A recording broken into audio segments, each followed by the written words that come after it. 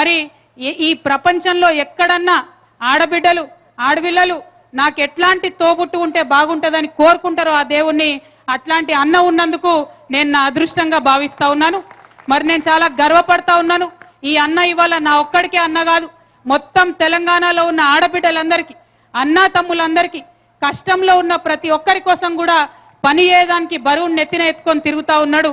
మరి భగవంతుడు ఇంకా ఆయనకు బలం ఇవ్వాలని, మీరు కూడా వారికి ఆశీర్వాదం ఇవ్వాలని మనస్ఫూర్తిగా నేను కోరుకుంటా ఉన్నాను. మరి వాళ్ళ అన్న మన జిల్లాకు వచ్చిండ్రు. నా పార్లమెంట్ పరిధిలో ఉండేటటువంటి కొన్ని సమస్యలు ఉన్నాయి, వారు తీర్చగలుగుతారనే ఉద్దేశంతో వారిని నేను రిక్వెస్ట్ చేస్తా ఉన్నాను.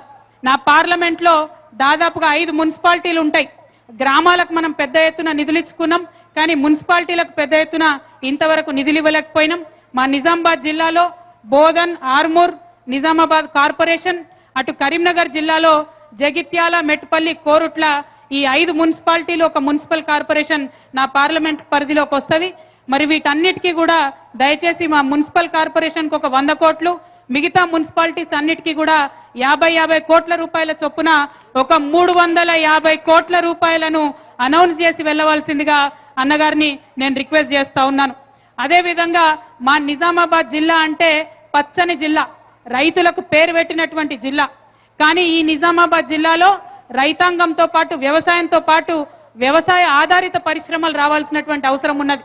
అవి సోయా ప్రాసెసింగ్ యూనిట్స్ కావచ్చు, పసుపు ప్రాసెసింగ్ యూనిట్స్ కావచ్చు, సపరేట్గా వ్యవసాయ ఆధారితమైనటువంటి ఇండస్ట్రియల్ క్లస్టర్స్ కావచ్చు, అవి రావాల్సినటువంటి అవసరం ఉంది. దయచేసి మీ ఇండస్ట్రీస్ మినిస్ట్రీలో చేసేటటువంటి ప్రణాళికలో వాటిని ఇంక్లూడ్ చేసుకోవాల్సిందిగా కూడా నేను మీకు విజ్ఞప్తి చేస్తా ఉన్నాను. అదేవిధంగా మా జిల్లాలో చదువుకున్నటువంటి యువతి యువకులు చాలా మంది ఉన్నారు. ఇవాళ చదువుల కోసం తెలంగాణ యూనివర్సిటీ ఒక అద్భుతమైనటువంటి ప్రాంగణం 800 ఎకరాల భూమితోని మా నిజామాబాద్లో ఉన్నది. దాన్ని ఐటీకి అనుసంధానం చేస్తూ ఒక మినీ టీ హబ్ లాగా ఇక్కడ కనుక ఏర్పాటు చేయగలిగితే చదువుకునేటటువంటి పిల్లలందరికీ కూడా మంచి అవకాశం ఉంటుందని చెప్పి మరి ఆ విధంగా మీరు ఆలోచన చేయాలని చెప్పి మిమ్మల్ని రిక్వెస్ట్ చేస్తా ఉన్నాను. ఇంతకుముందే నేను చెప్పిన తమ్ముడు ఆశన్న గారు, జీవన్ రెడ్డి గారికి కొద్దిగా ఆశ ఎక్కువ అని, కానీ వారు అడిగిన కార్యక్రమాలు కూడా తప్పకుండా చేస్తాము. ఆర్మూరు మున్సిపాలిటీకే కాదు, గౌరవనీయులు మన పార్లమెంట్ సభ్యురాలు కవిత చెప్పినట్టు మొత్తం నిజామాబాద్ కార్పొరేషన్ కు 100 కోట్లు, మిగతా 5 మున్సిపాలిటీలకు 50 కోట్ల చొప్పున మొత్తం 350 కోట్లు తప్పకుండా మున్సిపల్ అడ్మినిస్ట్రేషన్ శాఖ నుంచి 2 విడతలుగా మంజూరు చేస్తాం. ఆ డబ్బులన్నీ కూడా మీ నేతృత్వంలోనే, గౌరవ పార్లమెంట్ సభ్యులు, గౌరవ శాసనసభ్యుల నేతృత్వంలోనే ఖర్చు పెట్టడం జరుగుతుంది. పట్టణాల రూపురేఖలు మార్చే దిశగా గౌరవ ముఖ్యమంత్రి గారు ఏ ప్రణాళికలు అయితే రూపొందిస్తా ఉన్నారో వాటన్నింటినీ కూడా బ్రహ్మాండంగా చేసుకుందాం. అదే రకంగా అన్నిటికన్నా ముఖ్యంగా ఈ ప్రాంతంలో పరిశ్రమలు నెలకొల్పాలన్నారు. గౌరవనీయులు పోచారం శ్రీనివాసరెడ్డి గారు వ్యవసాయ శాఖ మంత్రిగా ఉన్నారు. ఈ ప్రాంతంలో అభ్యుదయ రైతులు ఉన్నారు. మరి వారందరికీ అండగా నిలబడడానికి agro based industries, food processing industries తప్పకుండా తీసుకొని వస్తాం.